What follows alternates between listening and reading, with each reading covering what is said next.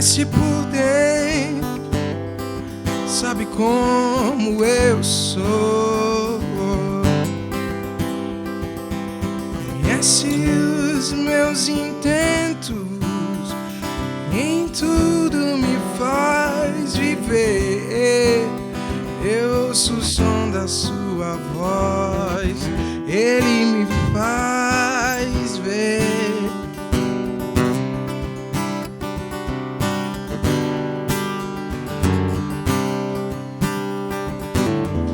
Ele que sonda o meu interior,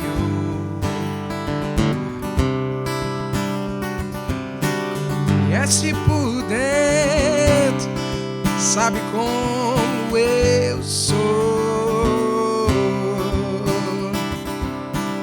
Nem o seu próprio filho poupou em meu favor. Eu não quero mais sair desse universo de amor.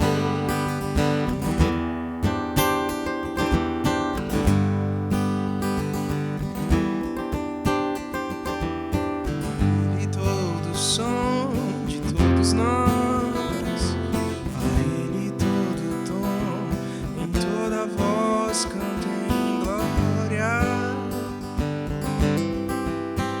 Cantem glória. Cantem glória.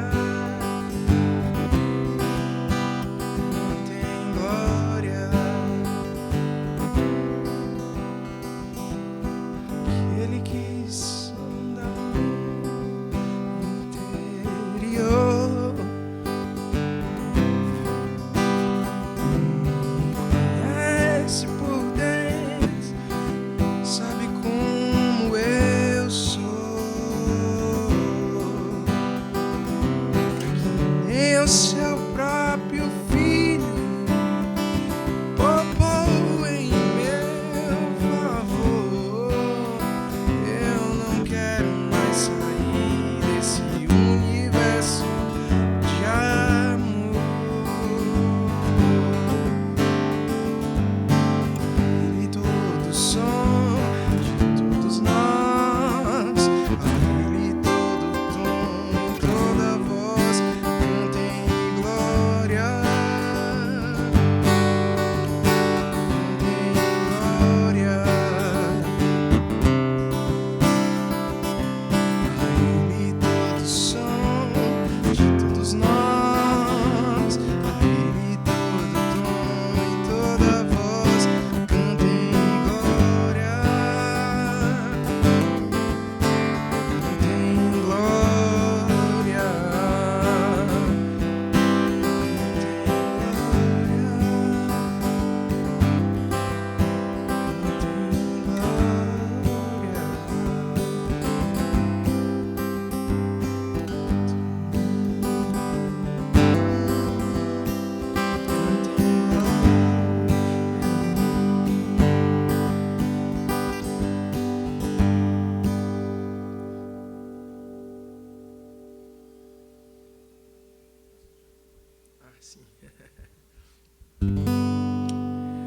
Bom dia, graça e paz a todos.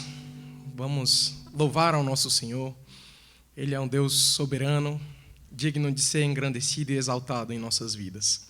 Amém? Vamos cantar Seja Engrandecido.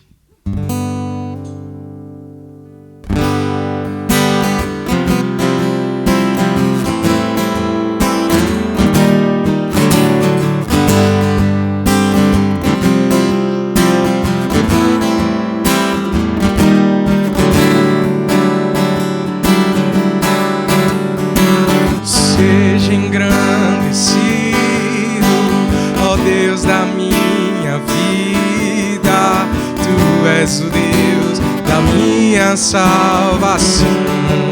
Cante: és a minha rocha, és a minha rocha, a minha segurança. Meus lábios sempre te exaltarão. Cante aleluia. Aleluia. Te louvo,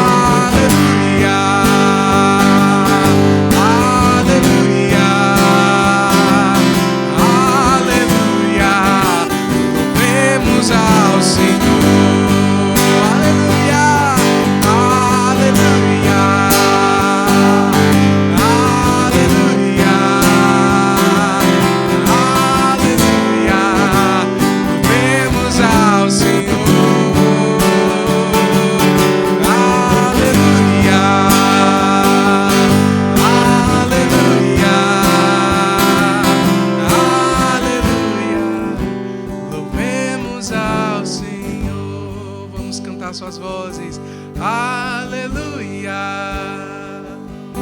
aleluia, aleluia.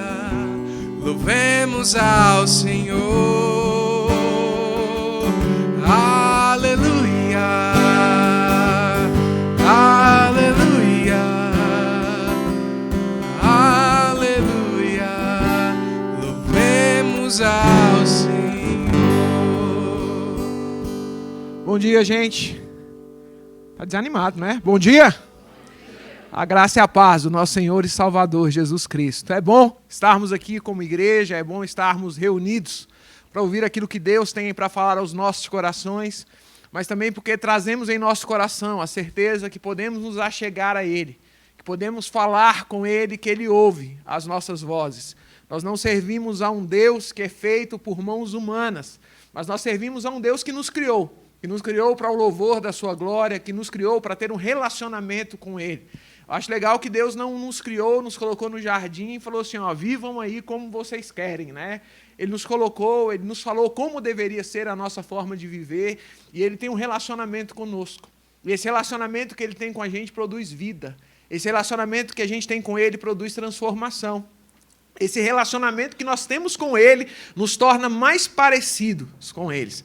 É interessante quando a gente começa a conviver com pessoas, a gente passa a ter os mesmos jeitos daquela pessoa que a gente convive, né? A gente passa a ter coisas semelhantes uns aos outros, né? É natural isso, a gente conviver com uma pessoa e pegar coisas dessa pessoa. E é natural também quando a gente tem um relacionamento com Deus, a gente desenvolve um relacionamento com Deus, a gente começar a pegar as características de Deus. O amor de Deus, o relacionamento de Deus, a vida de Deus é algo tão maravilhoso, algo tão sobrenatural, que Ele encosta em nós, Ele nos toma para Ele e a gente começa a parecer com Ele e com seu Filho, Cristo Jesus. E esse é o nosso desejo, sermos parecidos com Cristo Jesus. Agora, a forma de Deus trabalhar é muito engraçada, né? Eu fico olhando a vida de Jó, né? E eu fico pensando como eu queria ter um testemunho igual Jó lá no primeiro capítulo, né? Não no decorrer da história, quando ele sai perdendo mulher, quando ele perde filho, quando ele perde tudo, né? Mas a gente olha, a gente vê Deus falando, olha, viste o meu servo Jó, homem bom, homem fiel, homem temente a Deus, homem que se desvia do mal. Que testemunho de vida, né? Do próprio Deus falando, não é qualquer pessoa que está falando. É esse Deus que o agente cantou, vai cantar, ou cantou, em algum momento o Murilo estava cantando isso aqui, né? Que sonda o interior, né? É esse Deus que sonda o interior, que vai lá e olha o coração, e ele olhando o coração de Jó, ele vê quais eram as motivações do coração de Jó. E aí, às vezes, eu acho, se eu ficar fazendo coisa boa, Deus vai me abençoar, né? E a gente fica lá, Deus, eu fiz isso, eu deixei de fazer isso, eu sou uma pessoa muito boa, se eu tenho que me abençoar. Aí eu olho para Jó, aí Jó, que era um homem bom, um homem temente a Deus, um homem que se desviava do mal, tem todo aquele sofrimento que a gente conhece. Ele perde os seus filhos, ele perde os seus bens, ele perde a sua saúde, ele vive toda uma tribulação, toda uma angústia, toda uma dor. Aí chega lá no final, e aí a gente não entende o sofrimento, né? Porque às vezes a gente acha que o nosso sofrimento, que a gente sofre por conta dos nossos pecados. Que o sofrimento é resultado de eu ter feito alguma coisa errada e Deus me castigando. E a gente tem a ideia de um Deus punitivo, né? Mas o que eu vejo em Deus não é isso. Porque quando chega lá no capítulo 42 de Jó, no versículo 5, o Jó vai dizer o seguinte, olha, antes eu te conhecia só de ouvir falar, mas agora os meus olhos te veem. É em meio ao sofrimento, é em meio à dor que Jó consegue perceber e ter um encontro com o Senhor. Às vezes a gente tem recebido tantas coisas de Deus, e essas coisas que Deus tem nos dado, às vezes tem nos afastado dele. E às vezes Deus ele precisa trabalhar, e Deus ele precisa tocar no nosso coração e na nossa vida, de uma forma que nós abramos os nossos olhos, arranquemos as vendas, e percebamos o que realmente é importante.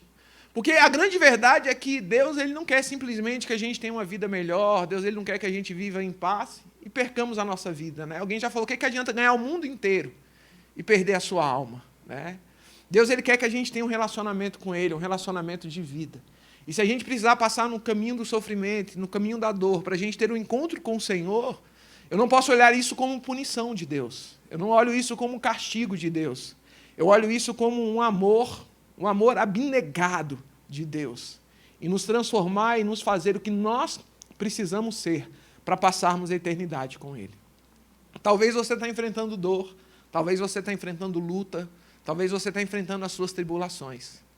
Eu queria nessa manhã realmente que a gente não olhasse isso como o castigo de Deus sobre as nossas vidas, mas que a gente pudesse parar e perceber o que Deus está querendo nos ensinar no caminho em que nós estamos tomando. Essa semana lá no lago, perto do trabalho, a gente sempre almoça no restaurante lá, e o restaurante fechou. Essa pandemia aí fechou o restaurante e a gente gosta ali do pessoal, já aquele monte de garçom já idoso, todo mundo já bem antigão lá, e eles colocaram uma faixa na porta do restaurante: obrigado pelos 37 anos que tivemos a parceria, não suportamos, fechamos as nossas portas. Né? Diante das nossas dores e das nossas lutas, a gente pode colocar uma faixa para as pessoas verem: ó, nós não estamos aguentando, fechamos. Ou a gente pode parar e olhar a dor e o sofrimento e colocar uma faixa, né? Estamos sendo trabalhados por Deus. Aguarde, está vindo coisa melhor. Eu posso olhar para o meu sofrimento e pensar isso. Estou sendo trabalhado por Deus.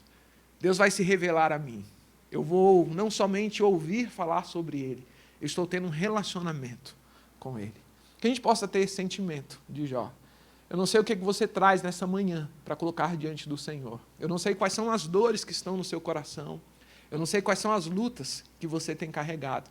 Mas eu queria que você colocasse diante de Deus nessa manhã e você falasse: Senhor, me mostra. Fala. Mostra o que o Senhor está trabalhando. Jó tinha uns amigos dele lá que, às vezes, parece que mais atrapalhava do que ajudava. Né? Às vezes a gente está assim, ouvindo as vozes do mundo. Né? Que a nossa oração nessa manhã seja: Deus, cale as vozes do mundo e que eu consiga ouvir a voz do Senhor. Que eu não consiga ouvir as vozes que questionam quem o Senhor é na minha vida.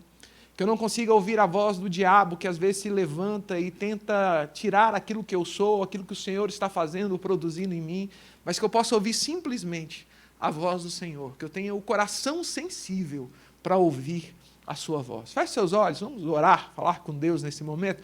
Pai, nós te louvamos, Senhor, e te bendizemos, Pai, nessa manhã, Deus. Porque a gente tem um Deus que se relaciona conosco, Pai. A gente tem um Deus que está aqui, Pai. Nós somos felizes, Pai, por isso. Nós somos felizes em ser chamados de filhos do Senhor, Pai. Carregamos alegria em nosso coração por podermos ter um relacionamento contigo, Pai. Um relacionamento de amor, um relacionamento de vida, Pai. Não porque nós somos bons, não porque nós somos perfeitos, Pai. Mas, na verdade, pelo teu amor revelado ali na cruz, Pai, por cada um de nós, Pai. Queremos pedir, Pai, em nome de Cristo Jesus, que o Senhor venha ao nosso encontro nessa manhã, Pai. Que esse Santo Espírito, Deus, que sonda os corações, venha sondar os nossos corações nessa manhã e trazer as respostas que nós precisamos de Ti, Senhor. Se nós não conseguirmos ouvir as respostas, Pai, nós queremos que o Senhor coloque em nosso coração, Pai, a certeza que o Senhor está no controle de todas as coisas, que possamos descansar no Senhor, Pai. Não permita que as aflições dessa vida, Pai, venham arrancar a beleza, Senhor, de confiarmos em Ti, de termos um relacionamento contigo, Pai. Queremos pedir em nome de Cristo Jesus, Pai. Aqueles que precisam de cura nessa manhã, que o Senhor derrame o Teu bálsamo de cura, Senhor. Aqueles que precisam ser libertos, Pai, dos seus vícios, Deus, das opressões malignas, Pai, do agir do inimigo sobre as vidas, que o Senhor, em nome de Cristo Jesus, venha de encontro a esses corações e traga libertação, Senhor. Se nessa manhã há incertezas, Pai, em nossas vidas, nós queremos que o Senhor traga clareza, Pai. A nossa oração, Senhor, nessa manhã, é que possamos ser impactados por Ti, Senhor. Possamos perceber e ser percebidos pelo Senhor, Pai. Receba o nosso louvor, receba a nossa adoração, receba o culto, Pai, que prestamos a Ti, Senhor. Aqueles irmãos que estão nos acompanhando pela internet, Pai, que seja um ambiente agradável também para o agir do Senhor, cada casa, Senhor. Que cada casa desfrute de um ambiente de paz, Deus, que seja um lugar de refrigério, que seja um lugar de descanso, Senhor. Nós não somos igreja quando estamos reunidos em um templo, Pai. Nós somos igreja porque estamos ligados em Ti, Pai. E nessa manhã, os que estão aqui estão ligados com os que estão em casa, estão ligados com os que vão, talvez, participar desse culto anos mais tarde, Pai. Porque a Tua igreja, ela é atemporal, a Tua igreja tem transcendido os séculos, Pai. A Tua igreja, ela é eterna, Deus. E nós Te louvamos por isso, Pai. Venha ser conosco nessa manhã, Pai. Venha ser conosco nessa manhã. Assim nós oramos em nome de Cristo Jesus. Amém. Vamos colocar em pé e vamos continuar louvando ao Senhor. Vamos cantar, teu povo.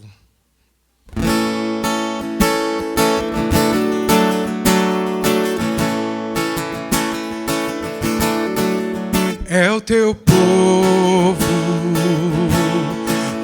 aqui presente, todos numa só voz declarando que só tu és grande, exaltando teu doce nome.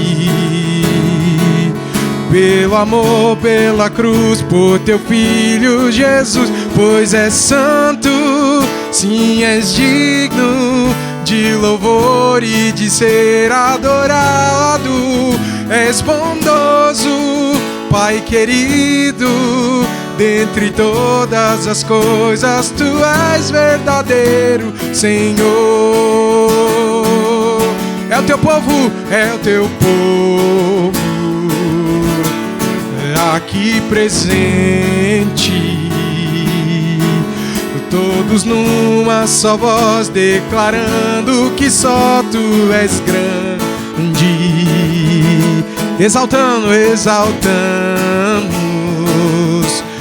teu doce nome.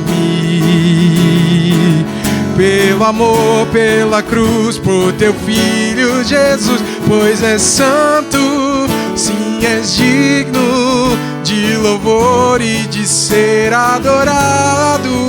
És bondoso, Pai querido, dentre todas as coisas, tu és verdadeiro, Senhor. Pois és santo, sim, és digno de louvor e de ser adorado. És bondoso, Pai querido, dentre todas as coisas, tu és verdadeiro, Senhor. Dentre todas as coisas, tu és verdadeiro, Senhor. Não há outro como tu, Jesus. Dentre todas as coisas, tu és verdadeiro, Senhor. O nosso Deus é verdadeiro e nós estamos aqui como seu povo para engrandecer, exaltar esse Deus que é digno de glória e majestade, que é digno de ser exaltado. Ele é digno de toda a honra. Cantemos ao Senhor.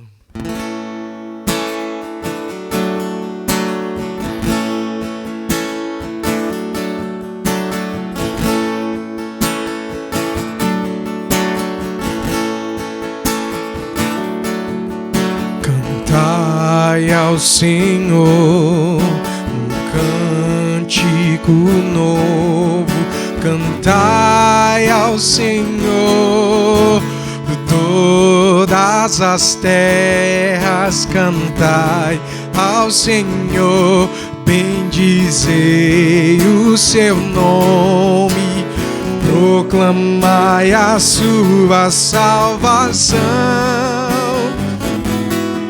Anunciai entre as nações as suas obras, entre todos os povos as suas maravilhas, porque grande é o Senhor e muito digno de ser louvado, mais temível do que falsos deuses. Cante glória, glória e majestade estão diante dele, força e formosura no seu santuário. Glória e majestade estão diante dele, força e formosura no seu santuário. Estão diante de ti, Senhor, glória e majestade majestade.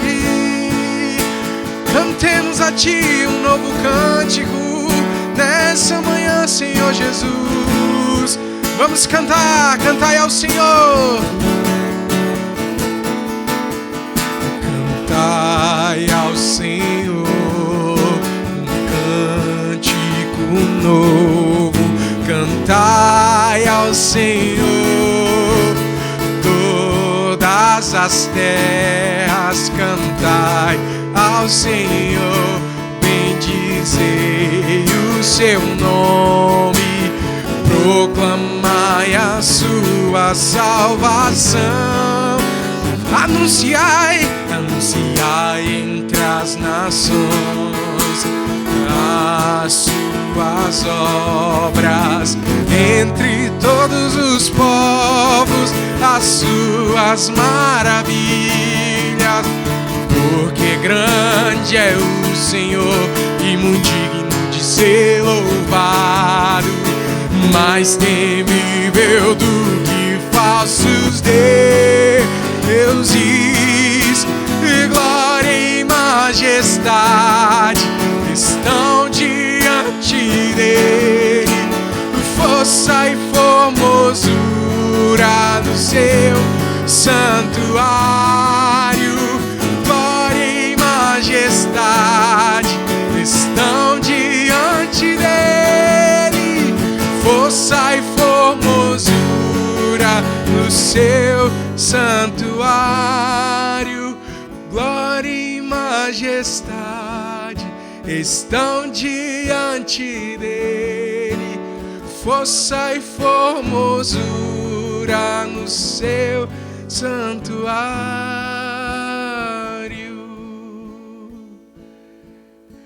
E apesar dessa glória que tens, tu te importas comigo também. E esse amor tão grande eleva-me, amar-me a ti. Tu és tremendo. Cante apesar. E apesar dessa glória que tens, tu te importas comigo também. E esse amor tão grande eleva-me, amar-me a ti. Tu és tremendo. Louvamos o teu nome, Senhor. Exaltamos a ti, porque não há outro tão grande que nos ame como o Senhor. Você pode tomar o seu lugar? Hoje nós vamos iniciar uma nova série de mensagens, intitulado O Grande Convite. Nós vamos meditar em Isaías capítulo 55 e procurar entender, vindo da parte de Deus, o que Ele nos propõe, ou o que Ele nos convida a ser e fazer, o que somos desafiados a colocar em prática, aquilo que está diante de nós, aquilo que Ele coloca diante de nós, através da sua palavra. Por que começar essa série de mensagens com um grande convite? Nós estamos iniciando o ano. E realmente o desejo do meu coração é que durante esse ano nós possamos, de alguma forma, desenvolver os nossos ministérios, que nós possamos trabalhar mais na vida da igreja, que nós possamos, de alguma forma, deixar Deus usar as nossas vidas, a fim de que o nome dele seja conhecido e a fim de que o nome dele seja manifesto nos outros lugares. Nós temos várias pessoas aqui na igreja que estão vindo só os domingos pela manhã. E a gente precisa, em nome de Jesus, acabar com isso. A gente não quer o pessoal do domingo. A gente quer uma igreja que seja viva e operante entre os domingos.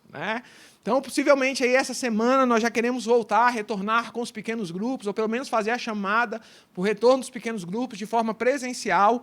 E aí a gente vai colocar no Zoom para quem estiver cumprindo o isolamento, o pessoal poder estar acompanhando também. A Thaís aí vai estar agora acertando a equipe de louvor da igreja. Então, você que quer fazer parte da equipe de louvor, você que quer cantar, quer tocar, você vai conversar com a Thaísa para isso, o Matheus com o Ministério Infantil. Então, o pessoal que tem essa habilidade aí de trabalhar com crianças, que quer desenvolver mais esse ministério, vai conversar com o Matheus. O pessoal que quer trabalhar a Escola Bíblica Dominical, tanto lecionando, como auxiliando, né, em todo o processo da Escola Bíblica Dominical, vai parar e conversar com a Mariana. O pessoal que quer trabalhar nessa área de comunicação, desde a área de transmissão de culto, da área de mídia, disso aqui, vai sentar com o Lemes e vai conversar com o Gabriel Lemes. Então, assim, tem várias áreas da igreja. Né? Essa semana eu já consagrei o Matheus Braga, ministro de Evangelismo e Missões. Né? Você vai conversar com ele, porque a gente vai 2 vezes esse mês lá para Vendinha, depois de Braslândia. Pela graça de Deus, nós conseguimos comprar a casa da Jennifer. Na segunda-feira, a gente está só esperando sair a certidão lá do inteiro teor, né, para ver se toda a documentação está certa. Na segunda-feira, eu estou indo lá em Braslândia para a gente poder assinar já a escritura. Mas a gente não vai entregar a casa como está. A gente vai a primeira vez lá agora, a gente vai pintar a casa, a gente vai arrumar, eu quero um jardim, a gente vai colocar um balanço, vai ficar uma casa bonita, florzinha, tudo arrumado. E aí a gente vai a segunda vez lá, e aí a gente vai montar os móveis da casa da Jennifer, porque a Jennifer não tem móveis em casa, ela mora num barraco. E já viu casa que a gente chega e não tem móveis? Tem eco. Né? E a gente não quer que a casa e a vida da menina seja um eco, a gente quer que ela seja preenchida. E a gente vai colocar os móveis também lá na casa da Jennifer, e dia 31 de janeiro, a gente vai ter o nosso culto aqui pela manhã, e à tarde a gente vai sair lá para a Vendinha, e a gente vai fazer um culto de gratidão a Deus para fazer a entrega dessa casa. Tudo isso tem acontecido por quê? Por causa da generosidade dos irmãos. Porque Deus ele tem ouvido as orações, porque Deus ele tem movido o nosso coração. Essa semana eu recebi uma ligação, o pessoal falou assim, mas por que vocês estão fazendo isso? Né? Eu falei, porque Deus mandou. Né? Mas qual o significado disso tudo? Né? Gente, o preço que Deus pagou para poder nos resgatar e nos colocar ao lado dele, e a casa da Jennifer é muito pequena perto disso tudo. Né? A gente é motivado por amor, nós somos movidos por amor. Então não tem como nós não vivermos algo sobrenatural na igreja esse ano. Não tem algo como nós não vivermos coisas extraordinárias. Então, a nossa oração, o desejo do nosso coração é que Deus ele possa nos mover durante esse ano, para a gente realizar as grandes coisas, para a gente fazer grandes coisas em nome de Deus e para que o nome de Deus seja glorificado. E aí eu fiquei pensando, por que a gente faz o que faz? Por que a gente é o que a gente é? Porque nós somos o que nós somos. Porque a gente recebeu um convite. A gente recebeu um convite de Deus. A gente recebeu um grande convite do Senhor. E durante esse mês aí de janeiro, e vamos entrar em fevereiro, a gente vai trabalhar aí a exposição de Isaías 55. Hoje nós vamos trabalhar os 3 primeiros versículos de Isaías capítulo 55. Eu tinha um irmão lá na igreja da Esperança, irmão Chico Rocha. Né? Ele usou uma vez uma expressão que eu achei muito interessante. Ele falou assim, eu não sou responsável pelo que eu disse. Eu sou responsável pelo que eu quis dizer. Né? Eu nunca entendi isso. Né, mas tinha a intenção do coração dele em falar alguma coisa e o que ele realmente falava. Mas eu lembro que a primeira vez que eu preguei, né, já seminarista da igreja, foi lá na Esperança. E eu preguei no texto de Isaías, capítulo 54, sobre alargar as tendas e tal. Na época, meu pastor, que foi o pastor que me ordenou, o pastor Valci, né, ele falou assim, o que você vai pregar no domingo? E aí eu falei assim, eu vou pregar isso aqui. Aí ele falou, que interessante, ele prega para mim antes. Né? E aí eu fui para o gabinete, o pastor Valci gostava de anotar tudo, né? Quem conhece. E aí eu fui pregando, ele foi anotando, né? Aquele jeito dele e tal, que não sei o quê. Aí no final tinha umas 4 páginas escritas. Ele falou assim, tudo que você falou está aqui, vai para casa, escreve isso aqui no computador, para você não ter problema, e me manda de volta. E aí eu fui lá, escrevi tudo no computador, o sermão todinho, mandei para ele. Ele olhou, ele gostava de fazer os ajustes, fez os ajustes. Eu fiz alguns ajustes aqui, fiz um enriquecimento no texto e tal, que não sei o quê. Está aqui o seu sermão prontinho. Domingo de manhã, a primeira mensagem lá na Esperança, eu fui embalado. Né? E aí eu preguei e foi muito ruim. Né? Foi muito ruim. E aí, mas na minha cabeça o negócio estava bom. Né? Mas foi ruim. Né? Depois, hoje eu olho para trás e falo, gente, que mensagem que foi ruim. Né? E aí, o pastor Valci estava na porta, do lado. E ele tinha imprimido um monte de mensagem. E ele falou assim, olha só que bênção, né? A primeira vez que ele pregou aqui, ó, tá aqui, leva para casa para você guardar de recordação e tal. Hoje eu olho para trás, eu lembro que ele estava na teoria do Chico Rocha. Não leve em consideração o que ele disse, mas o que ele quis dizer. Né? Então vai em casa e vê que ele tinha um sermão bom para pregar. Ele não deu conta de pregar o que ele tinha que pregar. Então a gente vai colocar, além do sermão agora, que a gente vai estar pregando aqui, sempre ele vai estar na YouVersion. Então você pode entrar lá na sua Bíblia, aquela Bíblia do aplicativo, eu mandei um link, aí o pessoal da igreja está lá. Então todo sermão que eu for pregar está lá já todo registrado, você pode acompanhar durante a semana, você pode ler, você pode compartilhar com outras pessoas, ele está aí. Então quem tem um aplicativo lá, eu já mandei o link do grupinho da igreja, de forma também individual para cada um, é só você clicar, o sermão está aí. Mas presta atenção aqui, você lê o sermão depois, para a gente não ter o problema. Para a gente entender Isaías capítulo 55, e é o que a gente vai vivenciar durante esse tempo, a gente precisa entender que Deus ele é um Deus convidativo. Deus ele é um Deus relacional. Deus ele é um Deus que ele gosta de ter relacionamento com a gente. Ele veio ao nosso encontro. Ele nos convida para sentar à mesa. Ele nos convida para ter um relacionamento com Ele. Cristo Jesus, ele olha para a multidão que está cansada, oprimida, opressa. Ele olha e diz assim, olha, vinde a mim, todos vós estáis cansados e sobrecarregados, e eu vos aliviarei. Algumas vezes o convite de Jesus é meio doloroso, né? Para a gente ir, tomar a cruz e segui-lo. Mas ele é um Deus convidativo. Ele chama um povo para um relacionamento com ele. Ele chama um povo para assentar na mesa com ele e ter um relacionamento de vida com ele. Então, o meu grande desejo nessa manhã e durante esse tempo é a gente entender que nós temos um Deus que nos convida. Mas a grande beleza no convite de Deus é que é um convite que não se estende só a nós, mas Ele usa as nossas vidas a fim de nós alcançarmos também outras pessoas, de revelarmos a sua glória a outras pessoas. Deus ele nos criou com isso, com um propósito. Vamos imaginar aqui algo, né? A gente tem esse microfone aqui. Eu usei essa ilustração ontem, a gente vai ver repetido. Eu usei esse microfone aqui. Uma pessoa não chegou numa sala, lá num laboratório científico, né? E falou assim, ó, eu vou botar um monte de coisas aqui dentro de uma caixa, eu vou sacudir a caixa, e aí vamos ver o que sai. Não, a pessoa parou. Ela falou assim, ó, eu preciso criar algo que expanda a voz de alguém para que outras pessoas possam ouvir com melhor qualidade. Talvez ele não sabia que o nome desse negócio ia ser microfone. Talvez ele não sabia que com o avanço da tecnologia, hoje nós teríamos um microfone sem fio. Que tem aqueles que parece lá o da Ana Maria Braga, né, que coloca aqui, coisa chique. Né, eu queria um microfone daquele. Né, coisas assim. Ele não sabia disso. Mas quando ele cria o microfone para que, de alguma forma, o microfone exerça aquela função.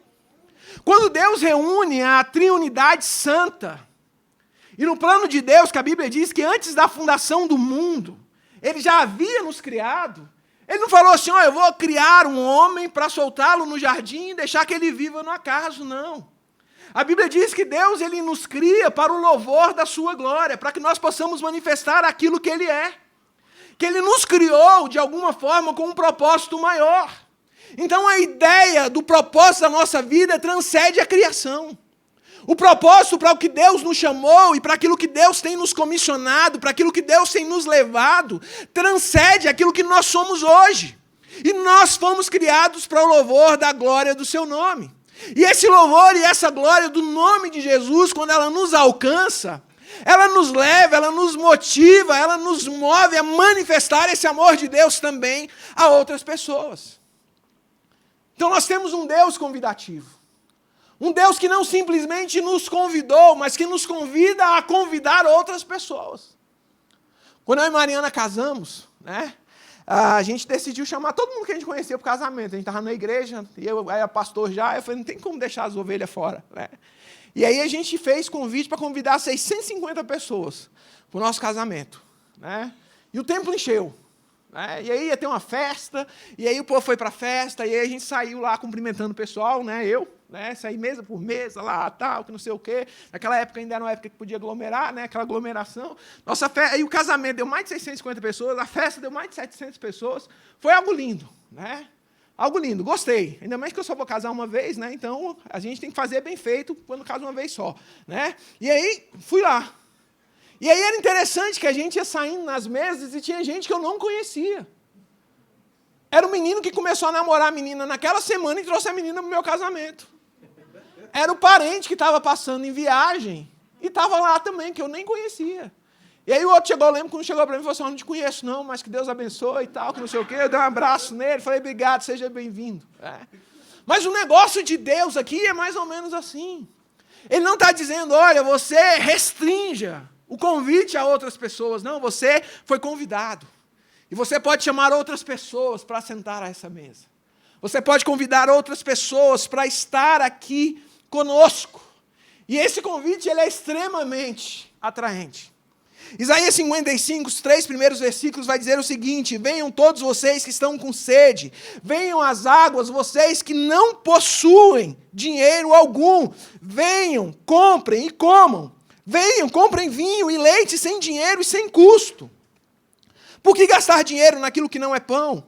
E o seu trabalho árduo naquilo que não te satisfaz? Escutem-me, e comam o que é bom, e a alma de vocês se deliciará com as mais finas refeições. Deem-me ouvidos e venham a mim, ouçam-me, para que a sua alma viva, farei uma aliança com vocês. Minha fidelidade prometida a Davi. Mas para a gente entender esse capítulo 55, a gente precisa entender os 2 capítulos que são anteriores ao capítulo 55. Primeiro capítulo, capítulo 53, que nós conhecemos como a vinda do mestre sofredor. 700 anos antes, Isaías estava prevendo a vinda de Cristo. E não só a vinda de Cristo, mas a forma que Cristo iria morrer. Que ele iria ressuscitar ao 3º dia. E que ele seria vencedor sobre a morte. 700 anos antes, Isaías estava prevendo todo o mistério, e todo o milagre, e toda a sobrenaturalidade do agir de Deus para realizar-nos o convite de ter um relacionamento com Ele. Eu acho interessante quem Deus usa, Isaías, para isso. Porque Isaías ele era um cara mais ou menos importante no meio do povo de Israel, ele era um profeta. Ele era alguém que falava em nome de Deus ao povo. Isaías, quando a gente olha lá os primeiros capítulos de Isaías, Isaías era um cara, parece, meio revoltado, né? A mensagem dele era uma mensagem dura. Ele chegava lá no primeiro capítulo, ai de vós, né? Capítulo 2, ai de vós. Capítulo 3, ai de vós. Olha, o ai de vós ali de Isaías é, olha, vocês estão ferrados. Deus, ele vai vir, ele vai descer a chibata em vocês. O castigo, o pecado de vocês está trazendo uma revolta no coração de Deus. E Deus ele vai agir contra a vida de vocês. Ai de vós. Eu acho que chega um momento na vida de Isaías que ele fala assim, cara, eu sou bom. Ele é um profeta proeminente de Israel. Ele consegue olhar para o povo e dizer quem é que está pecando, quem é que não está pecando. Eu fico pensando, o pessoal, naquelas dúvidas, né, de vida cristã, chegava lá para Isaías, isso aqui é certo, né? Semana a pessoa mandou, falou assim, pastor, pode jogar na Mega Sena? Né? Nem vou dizer quem foi. Né? E ainda pediu sugestão de número. Né? Perguntou se era pecado. Né? Falei, olha, se você ganhar e não der o dízimo, vai ser pecado. Né? Brincadeira. Não precisa nem dar o dízimo, só levar o pastor para passear. Né? Isaías estava lá. Aquele negócio, pô, eu estou dizendo quem é que pode jogar na Mega Sena e não, e o pessoal está acreditando em mim que está pedindo os números da Mega Sena para jogar. Mas aí Deus pega Isaías e dá um sacode em Isaías. Chega no capítulo 6, Isaías tem um encontro com o Senhor. E aí Isaías olha o templo cheio de fumaça, os anjos voando ao redor do templo, aquela coisa assim, megalomania, coisa louca. E aí Isaías olha e fala assim, caramba, eu não tinha tido ainda esse encontro com Deus. Eu vou morrer. Isaías cai em terra e ele diz o seguinte, ai de mim, que sou um homem de lábios impuros, que habito no meio de um povo de impuros lábios, meus olhos viram o Senhor. Deu ruim. Porque era impossível alguém ver o Senhor e continuar vivo. Era impossível alguém estar diante da santidade de Deus e permanecer igual. Isaías então coloca o seu rosto em terra e ele faz uma oração. Eu sou um homem de lábios impuros, que habito no meio de um povo de impuros lábios, meus olhos viram o Senhor. Eu fico pensando aquilo no coração de Isaías, dizendo o seguinte, caramba, deu ruim para mim. Aí a Bíblia diz que Deus vem, envia um anjo. O anjo vem com uma tenaz, uma brasa, e toca nos lábios de Isaías, e purifica os lábios de Isaías. E aí surge uma pergunta. A quem enviarei? Quem poderá ir por mim? Isaías, depois de ser tratado por Deus, ele diz o seguinte: eis-me aqui, envia-me a mim. Deus ele tem um encontro com Isaías, um encontro transformador na vida de Isaías. Isaías vai. Isaías começa a descrever sobre a grandeza de Deus depois de ter esse encontro com o Senhor. Isaías agora não está só mais no ai de vós. Isaías está começando a revelar agora a um Deus que vai trazer a solução do problema do pecado de um povo. Ele vai dizer: olha, o que causa separação entre nós e Deus são os nossos pecados. O fato de nós entrarmos no templo e não conseguirmos ver o Senhor e ter um relacionamento com Deus é porque os nossos pecados têm nos atrapalhado isso. Mas Deus, no seu amor, na sua graça, na sua infinita misericórdia, há de nos enviar o Cordeiro, há de nos enviar aquele que há de perdoar os nossos pecados, há de nos enviar aquele que há de restaurar o nosso relacionamento com Deus. E ele vai vir, e ele vai morrer, mas ao terceiro dia ele vai ser vencedor sobre a morte, e ele há de levar sobre ele as nossas dores, ele há de levar sobre ele os nossos castigos, ele há de levar sobre ele o nosso pecado. É isso que Isaías está falando. Nós temos um Deus que é santo, que é o Cordeiro enviado de Deus, o que não há pecado, mas o que há de verter o seu sangue, a fim de pagar os nossos pecados. O que Isaías está dizendo é que aquele Deus que não tem pecado, se fez pecado por nós, tomou o cálice da ira de Deus, para que nós pudéssemos ter um relacionamento com Ele. Isso é Isaías 53.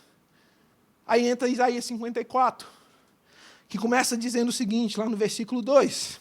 Alargue o lugar da sua tenda, estenda bem as cortinas da tua habitação, não impeças, firma as tuas estacas, estique as suas cordas, pois você estenderá para a direita e para a esquerda, e os seus descendentes despossarão as nações, crescerão, se multiplicarão, alcançarão os lugares longínquos.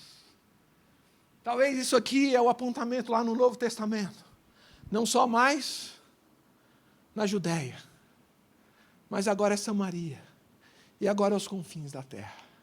Isaías 54 é o apontamento que Deus não vai salvar mais simplesmente aquele povo que era o seu povo, que havia uma promessa sobre o Israel, e ele está dizendo: olha, não é mais só sobre Israel, é sobre os gentios agora também, é sobre toda a carne, é sobre homens, é sobre mulheres, é sobre crianças, é sobre todas as pessoas que vão poder ter esse relacionamento com Deus. E ele chama essas pessoas de todas as eras, de todas as épocas, de todos os tempos, de todos os lugares, dos confins da terra, para ter um relacionamento de vida com Ele. É interessante que o pessoal não conseguia entender isso. Jesus ia conversar com a mulher samaritana.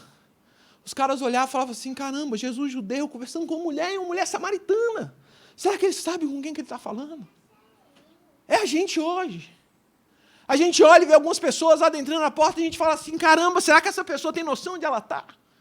Será que ela sabe que isso aqui é uma igreja? Igreja não aceita essas coisas. Que isso aqui é um lugar, uma comunidade que não é para a gente assim. Não. O que Deus está querendo mostrar é que essa salvação dele se estende a todos. E aí o William Guilherme Carey, o pai das missões modernas, né? O grande homem dos embaixadores do rei, né? Todo embaixador do rei estudou sobre William Guilherme Carey, dizia o seguinte: espere grandes coisas de Deus, faça grandes coisas para Deus. E um dia, no dia 13 de maio de 1972, William Guilherme Carey reúne os outros pastores batistas. Ele que é considerado o pai de missões modernas. Ele reúne os pastores e diz: olha, a gente precisa pregar para o mundo. Porque alargar as suas tendas é dizer que Deus não quer salvar só quem está aqui, mas que Deus ele quer fazer uma ação pelo mundo, e nós precisamos ir pelo mundo. E aí a gente precisa parar hoje e louvar a Deus, porque lá atrás, alguns homens se dispuseram a sair de onde estavam para que o evangelho chegasse até onde a gente está aqui hoje. Eu fico pensando, Eurico Nelson, lá no Pará, que disse que estava indo para a Europa e Deus falou no coração dele, falou, não, você não vai para a Europa, você vai para o Brasil. Ele nunca tinha ouvido falar de Brasil. Ele pega, então, o barco e vem descendo, e salta no Pará. E no Pará, Eurico Nelson planta a primeira igreja batista do Pará, 120 anos atrás. Interessante que ele não falava português. E o povo que ele estava relacionando não falava inglês. E diz que era uma luta, ele tentando pregar, e ele teve que aprender a língua para poder pregar da palavra de Deus, para poder convidar as pessoas a ter um relacionamento com esse Deus. Eurico Nelson pegou mais de 30 malárias, mas continuou lá firme, foi perseguido, mas continuou firme pregando a palavra. Eu fui numa cidade lá no Piauí chamada Avelino Lopes. Um dia, alguém achou uma Bíblia e começou a ler das Escrituras lá em Avelino Lopes. E aí alguém falou assim, olha, lá na Bahia, eu vi que tinha uns americanos lá que estavam pregando esse negócio aí. Eles montaram num cavalo. Viajaram por mais de 10 dias para chegar onde aqueles americanos estavam para perguntar o que era aquilo. Os americanos falaram, olha, nós vamos chegar lá. E algo interessante, Avelino Lopes, antes de ver o carro, viu o avião. Porque os americanos chegaram em Avelino Lopes de avião. E ali plantaram a primeira igreja batista em Avelino Lopes por causa de alguns irmãos que leram as Escrituras. Estavam ansiosos e desejosos de beber mais do Senhor. O que Deus está fazendo em nós, ou o que Deus está agindo em nós. Deus ele fez para nós um convite, Ele quer que esse convite se estenda a outras pessoas. Tem 3 perguntas que nós precisamos fazer para nós aqui nessa manhã. A primeira é quem é que Deus está convidando. A segunda é o que está sendo oferecido. E a terceira é o que nós vamos fazer para receber. Quem são os convidados de Deus aqui? A primeira pessoa aqui que Deus está convidando são os impossibilitados. Ele usa aqui 2 expressões.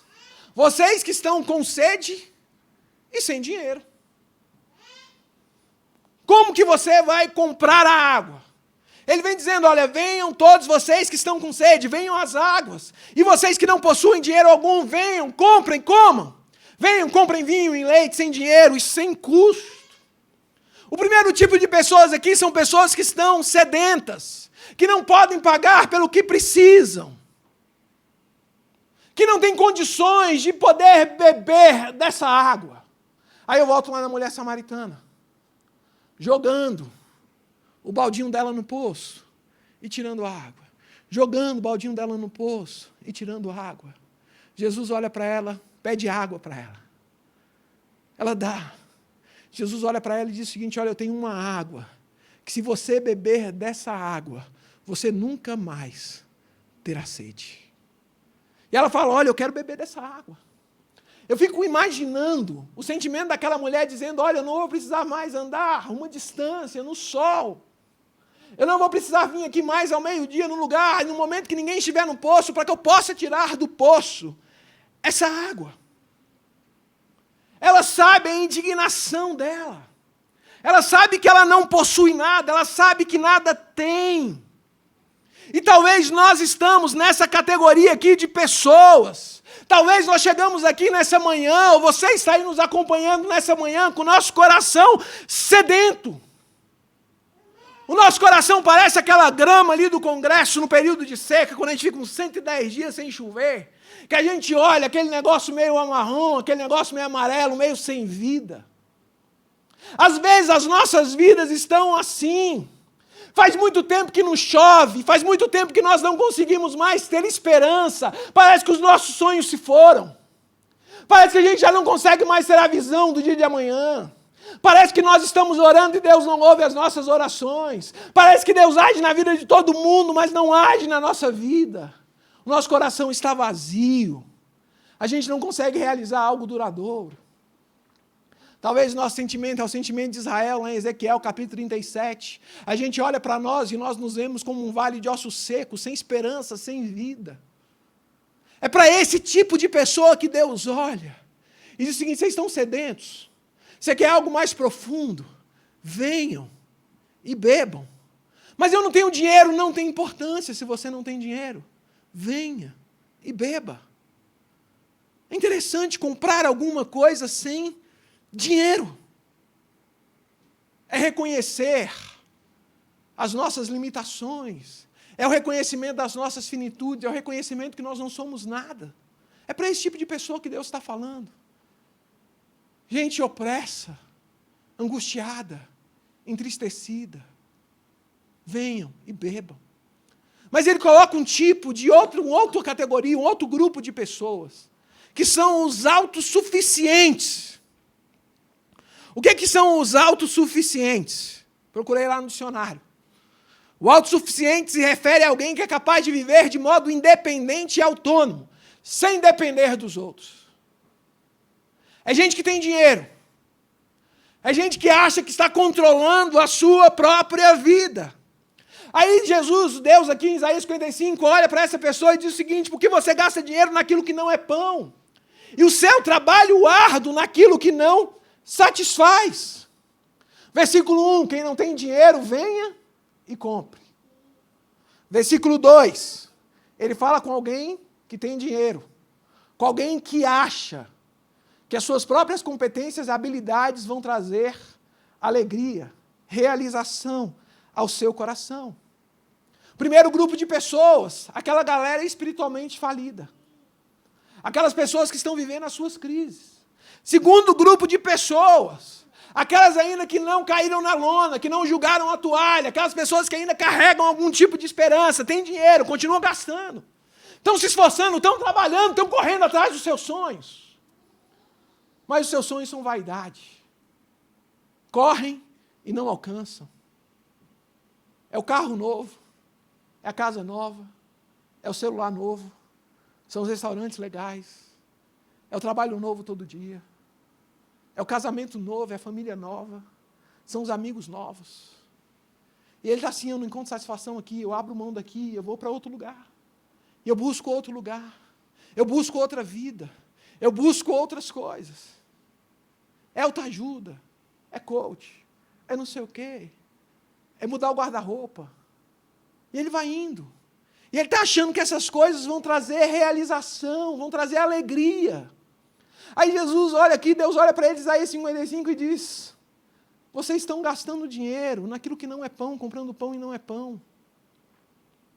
Vocês estão buscando alegria e não estão encontrando alegria, é frustração. Aí quando a gente olha lá no fundo do coração, a gente vê que o coração do primeiro e o coração do segundo se encontram.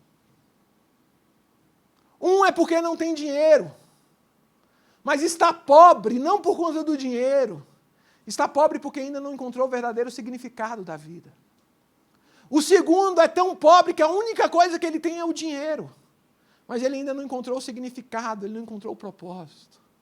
Ele não entendeu que ele é o microfone que foi criado para poder expandir a voz do Senhor, para poder fazer o Senhor ser conhecido, para viver de uma forma que Deus seja glorificado.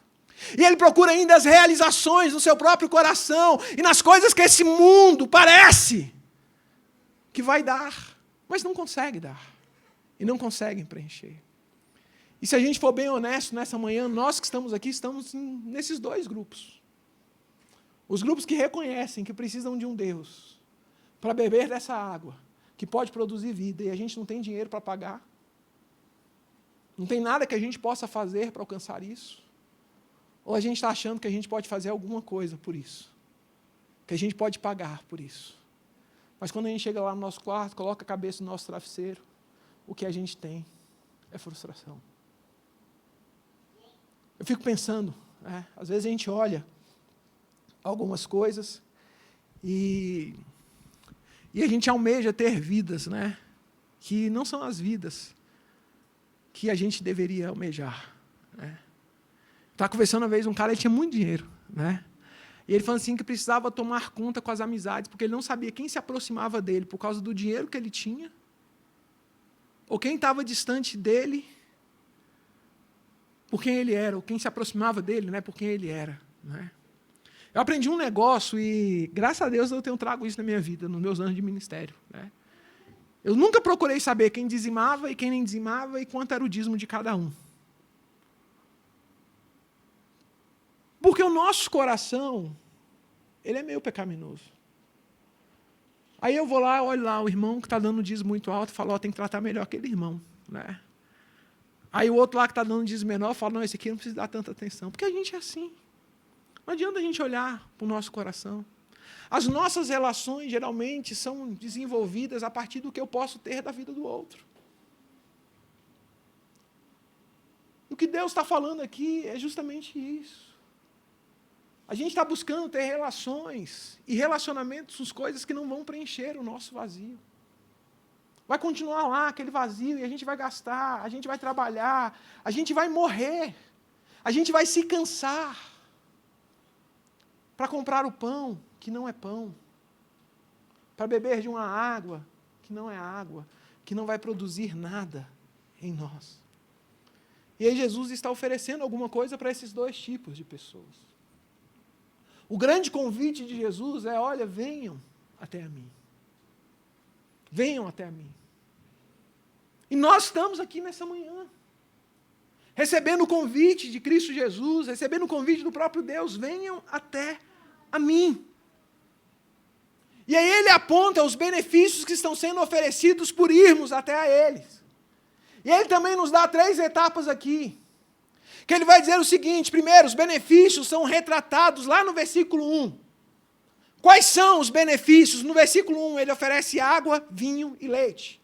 Venham todos vocês que estão com sede, venham às águas. E vocês que não possuem dinheiro, venham, comprem, bebam, comam. Venham, comprem vinho, leite, sem dinheiro e sem custo. Essas 3 bebidas aqui correspondem às nossas necessidades da alma. As necessidades de todo ser humano estão presentes aqui. Quando a gente olha, a primeira coisa que ele oferece aqui é a água. E aí a gente lembra lá do salmista, né?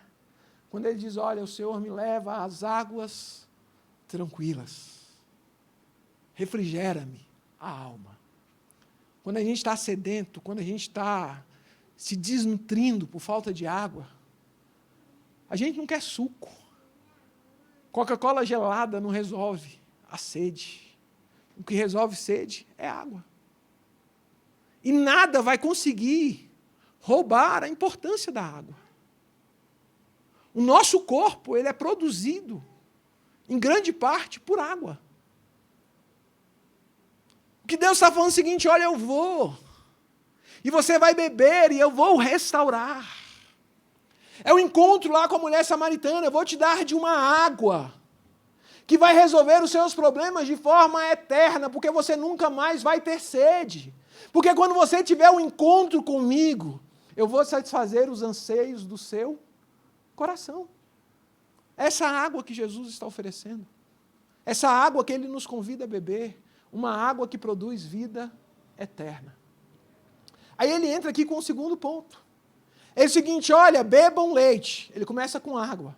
Eu vou resolver o seu problema de eternidade, de significado, de propósito, de identidade. Segunda coisa, leite. Quando a gente tem uma criança, a gente já começa a dar o que para a criança? É leite. Leite nutre. Leite produz crescimento. Apóstolo Paulo, quando eu era menino, eu falava coisa de menino, agora eu sou grande, eu vivo coisas de adulto. Antes eu dava o quê? Leitinho. Mas na medida que a gente vai crescendo, ele vai dando o quê? Alimento sólido. Algo que sustenta, algo que nutre, algo que gera crescimento. Então Jesus, Deus ele vem, ele resolve primeiro o nosso problema de eternidade, a água.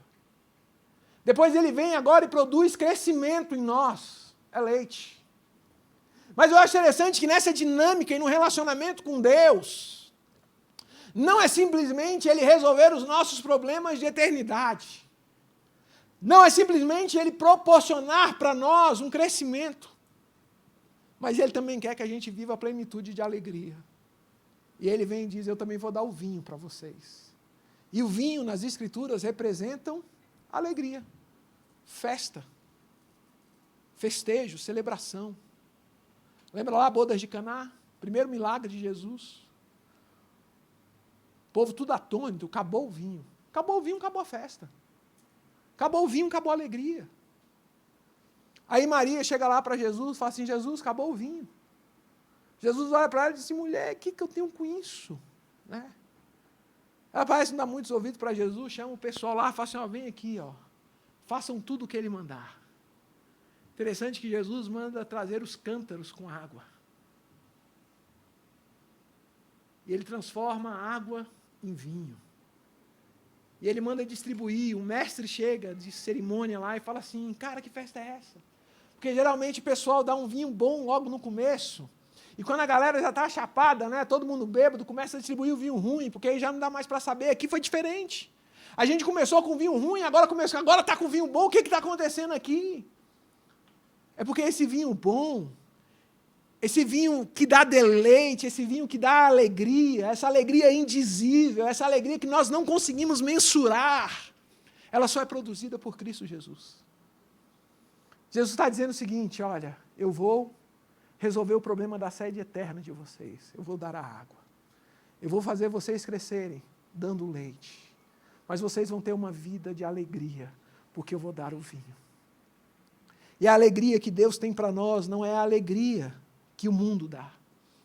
A alegria que Deus tem para nós não conseguimos explicar, nós simplesmente conseguimos viver. É aquela paz que excede a todo entendimento. É aquela coisa que o mundo olha para nós e eles não sabem, eles só sabem dizer o seguinte, olha, eu não sei o que eles têm vivido. Eu só sei que grandes coisas o Senhor tem feito por eles. E é por isso que eles estão alegres. Gente, Deus tem feito grandes coisas por nós. Deus tem feito grandes coisas por nós. E é por isso que nós estamos alegres. Finalizando, ele vem dizendo para nós o que nós devemos fazer para receber. É interessante que existem aqui 2 imperativos nesse texto. Ele vem dizendo o seguinte, venham todos vós que estão com sede, venham às águas. E vocês que não têm dinheiro algum, venham. 2, comprem. 3, comam. 4, venham. 5, comprem vinho e leite. 6, sem dinheiro e sem custo, por que gastar dinheiro naquilo que não é pão, seu trabalho árduo naquilo que não satisfaz? Escutem. 7, e comam. 8, o que é bom, a alma de vocês se deleitará. 9, na mais fina refeição, deem. 10, ouvidos e venham. 11, a mim, ouçam-me. 12, para que a sua alma viva, farei uma aliança eterna com vocês, a minha fidelidade prometida a Davi. Interessante se a gente pega esses 12 aqui, e a gente reduz ou condensa eles, porque primeiro existem 3 comandos para nós ouvirmos cuidadosamente a voz de Deus, o que Ele está dizendo. Tem que ter uma preocupação em nosso coração sobre o que nós estamos ouvindo. Se nós estamos ouvindo a voz do mundo ou se nós estamos ouvindo a voz de Deus. E aí eu fico lembrando lá de Mário Cortella, né? Dizendo o seguinte, que hoje nós compramos o que não precisamos com dinheiro que nós não temos para mostrar para pessoas que nós não conhecemos. Porque o mundo está aí dizendo o que é alegria. O mundo está aí dizendo para nós o que é realização. O mundo está aí dizendo para nós o que é família. O mundo está dizendo para nós o que são relacionamentos perfeitos. Eu lembro de uma irmã, uma vez eu fazia um aconselhamento lá de casais, ela falou assim, pastor, meu marido dá tanto problema. Eu falei, minha irmã, todo marido é assim. Né? Homem é bicho problemático. Né? Esses dias alguém até falou aqui na igreja, né? Por que fica ferindo temperatura de homem? Né? Já viu um homem com febre andando na rua? Não anda, está de cama. Né? A gente não aguenta essas coisas não, né, Alexandre? 36,4 a gente já está assim, né? Esse dia eu fui no shopping ali e estava com 32. A mulher disse que eu estava bem, né? Aí eu falei, irmã, qual o marido que a irmã queria? Aí ela falou assim, pastor, eu fico olhando, eu queria tipo um Reinaldo Gianecchini.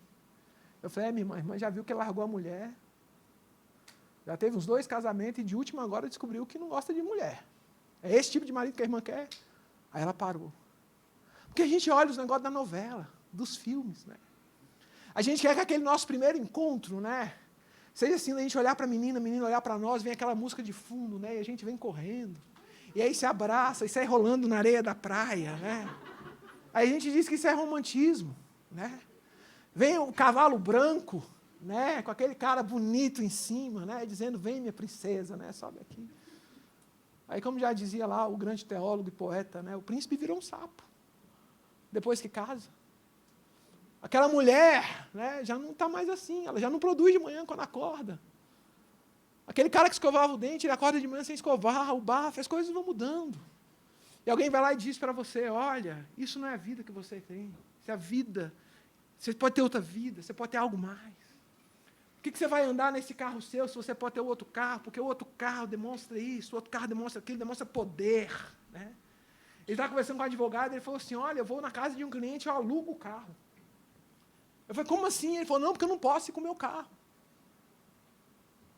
Ele tem um Palio.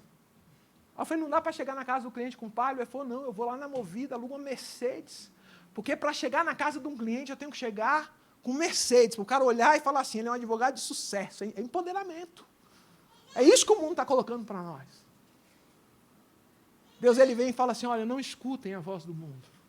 Escutem a minha voz. Ouçam a minha voz. Nós precisamos parar e prestar atenção naquilo que nós estamos ouvindo. Porque às vezes, grande parte das vezes, na maioria das vezes, a gente só tem uma voz, que é a voz de Deus. E o que faz nos entender a voz de Deus é ter um relacionamento com o Senhor. Porque a Bíblia diz que as ovelhas conhecem a voz do seu pastor. Em meio à multidão, a gente ouve a voz. E a gente sabe que essa voz é a voz do nosso pastor. Às vezes Deus vai fazer como fez com Abraão, olha, sai, vai para a terra que eu vou te mostrar. Abraão não pergunta, olha, qual é as condições climáticas, nessa terra vai ter isso, nessa terra vai ter aquilo. Não, ele sabe que é a voz de Deus. E ele simplesmente vai. Às vezes Deus vai olhar para Abraão e vai olhar para mim e para você e fazer como Abraão e dizer, sacrifica. A gente vai pegar o menino, a gente vai pegar o cutelo e a gente vai colocar em cima da mesa. E na hora que a gente puxa o cutelo, a gente vai ouvir a voz de Deus dizendo, olha, não desce o cutelo não, porque o sacrifício quem vai apresentar para você sou eu, eis ali o cordeiro. A gente tem que saber ouvir a voz. A gente tem que entender a voz do nosso Deus. E às vezes a gente está dando cabeçada porque a gente não tem intimidade com esse Deus, a gente não conhece as Escrituras. A gente não sabe o que Deus fala e o que Deus não fala, então a gente não conhece a voz. Quem não conhece a voz de Deus é movido por qualquer voz. Deus está olhando, escutem, ouçam a voz. Venham, comprem, comam, apreciem, deliciem-se. Existem 4 situações aqui que nós estamos hoje. Diante de nós, a gente precisa resolver isso, em nome de Jesus. A primeira é que talvez você está distante de Deus. E você precisa chegar diante de Deus, se aproximar dele, para poder beber da água. Às vezes você está ouvindo o convite, mas você ainda não aceitou o convite para sentar na mesa do Cordeiro. Deus, ele te convida, e ele quer que você se assente à mesa. Talvez você já se aproximou de Deus. É aquela galera que é considerada amiga do Evangelho. Eu ouço a voz de Deus. Eu vou lá, eu estou no meio do povo de Deus. Mas falta ainda dar o próximo passo. A gente precisa comprar. A gente chegou lá na vendinha, a gente está vendo a água, a gente está vendo o leite, a gente está vendo o vinho. A gente até consegue admitir que a transação é estranha. Como é que eu vou comprar se eu não tenho dinheiro? Como é que eu vou comprar se eu estou espiritualmente falido? Olha os meus pecados, olha os meus problemas. E a gente começa a colocar um monte de coisa diante de Deus. Não, eu até quero ir, eu sei que eu preciso ir. Mas eu preciso resolver as coisas.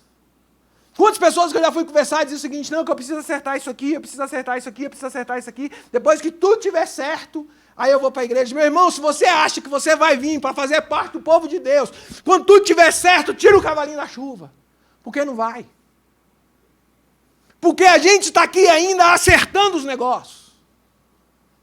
A gente está aqui ainda resolvendo os nossos problemas, porque no dia que a gente for perfeito, no dia que a gente não tiver problema, a gente não vai estar mais aqui. Deus ele vem e faz assim, ó, leva.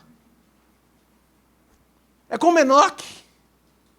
O mundo não era digno dele, Deus o tomou para si. No dia que você não tiver problema, no dia que não tiver nada, Deus vai fazer assim, ó, toma, leva. Talvez você está assim, analisando o convite. Primeiro, eu ouço o convite, mas não vou. O segundo, eu venho e fico analisando. Tem um terceiro. Ele vem, ele compra da água, ele compra do leite, ele compra do vinho. Está com ele nas mãos. Mas Jesus, ele olha aqui, Isaías, Deus, ele diz o seguinte: vocês compram. Comprem o que eu estou oferecendo. Mas ele não diz: olha, vocês comprem isso aqui e leva para casa. A grande verdade, nós não servimos a um Deus que está aqui para ser estudado.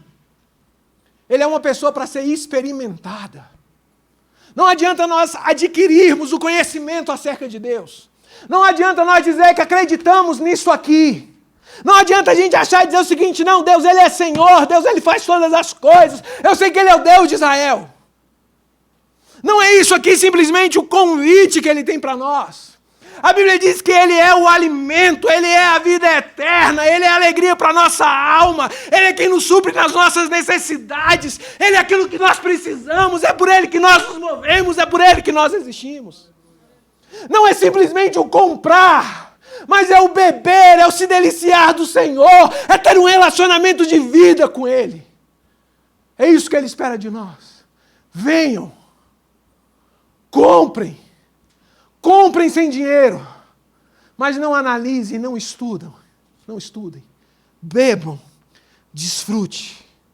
Finalmente, quando a gente bebe, quando a gente se delicia, a gente pode dizer igual o salmista: tu me farás conhecer a vereda da vida e a alegria plena da sua presença, eterno prazer à tua direita. Não é uma alegria momentânea, é uma alegria eterna, é uma alegria indizível, é uma alegria de estar no Senhor e Ele em nós, e podermos desfrutar de tudo aquilo que Ele pode nos dar. Que Deus nos abençoe nessa manhã, possamos olhar aonde nós estamos, qual a nossa situação. Não vamos ficar à margem do caminho, não vamos ficar analisando o convite, vamos comprar. Não porque a gente tem dinheiro, mas porque Ele já pagou o preço. Vamos beber, não porque nós somos dignos, mas porque Ele convidou pessoas indignas para ter um relacionamento de vida com Ele e desfrutar de todas as bênçãos celestiais. Pai, nós estamos diante do Senhor, Pai, nessa manhã.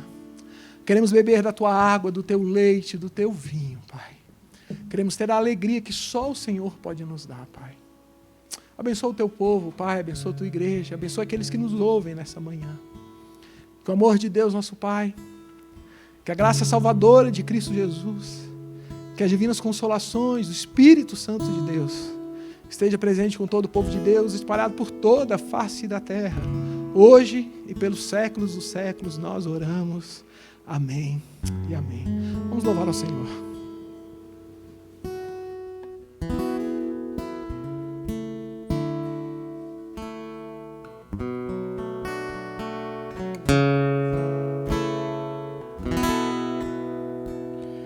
Graças eu te dou, Pai, pelo preço que pagou, sacrifício de amor que me comprou.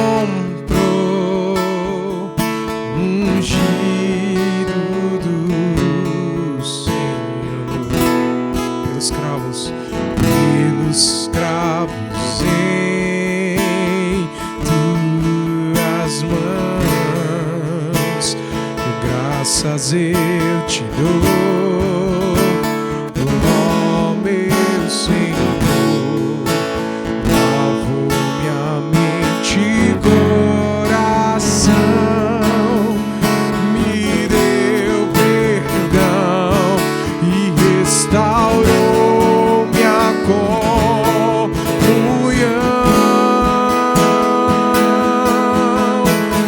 digno é o Senhor.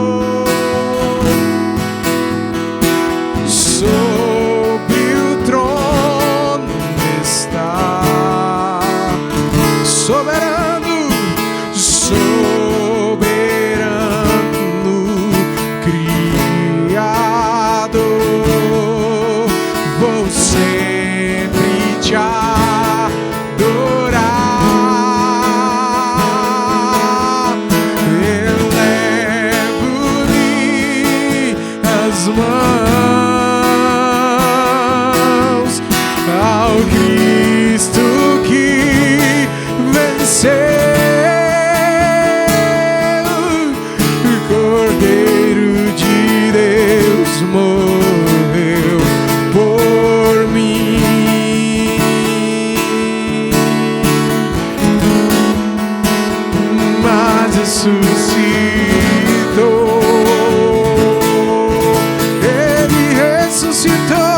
digno é o Senhor.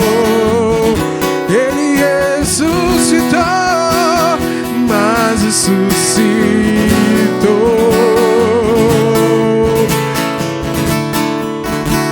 Digno é o Senhor.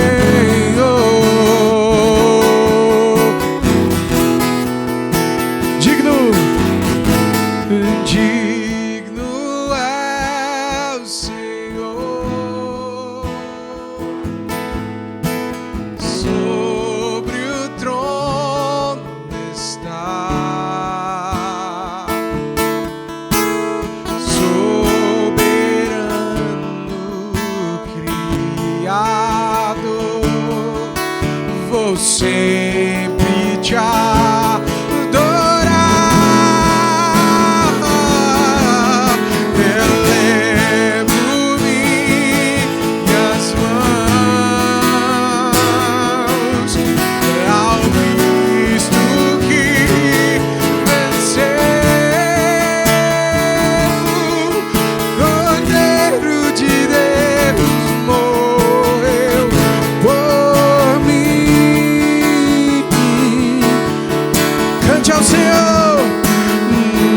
Ressuscitou.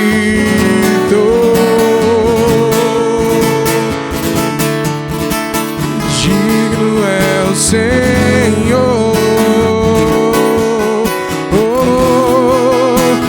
Mas ressuscitou